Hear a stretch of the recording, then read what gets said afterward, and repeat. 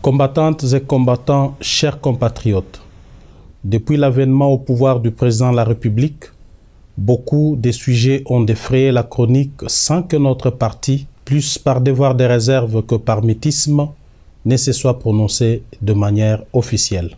Dans la quête d'une paix durable, de la stabilité régionale et du progrès économique de la République démocratique du Congo, le président de la République, son Excellence, M. Félix Antoine Tshisekedi Tshilombo, vient d'effectuer une sortie diplomatique très bénéfique pour la nation congolaise. Je salue le réchauffement des relations bilatérales entre la RDC et le Royaume de Belgique et la mise en relief de notre pays aux Nations Unies à travers un discours porteur d'espoir pour la RD Congo et pour le monde. Je tiens à féliciter le chef de l'État pour tous ses efforts, lesquels ont abouti à la signature des mémorandums d'entente sur le renforcement de la coopération entre nos deux pays.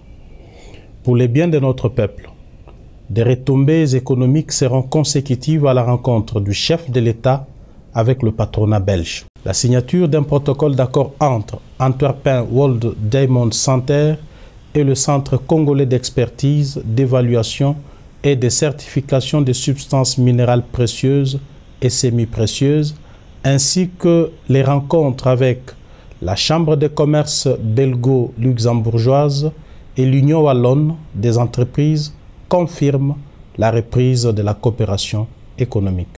J'encourage les Congolais à initier des projets pouvant appuyer ces accords pour le développement de nos provinces dans tous les secteurs.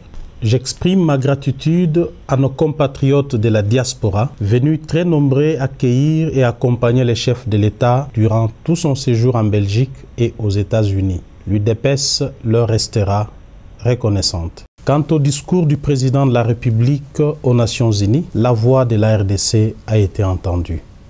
Par conséquent, j'invite chacun d'entre nous à s'approprier la vision du chef de l'État, notamment en ce qui concerne la gratuité de l'enseignement des bases et la modernisation du secteur agricole. Par ailleurs, j'en appelle à la prise de conscience de tous nos compatriotes et les invite à capitaliser les acquis de cette diplomatie pleine d'espoir. Je salue la ferme détermination du chef de l'État de combattre les antivaleurs dont la corruption, les détournements, les trafics d'influence et la fraude fiscale et douanière. L'UDPS se désolidariserait de toute personne qui irait à l'encontre de cette vision. J'invite les Congolais à se mobiliser derrière le chef de l'État dans cette bataille.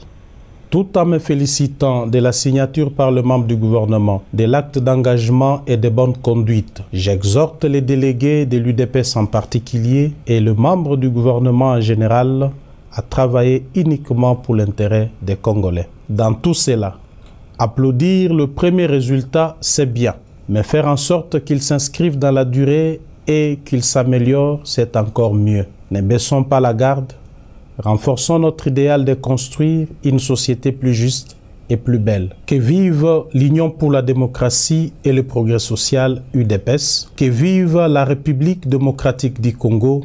Je vous remercie.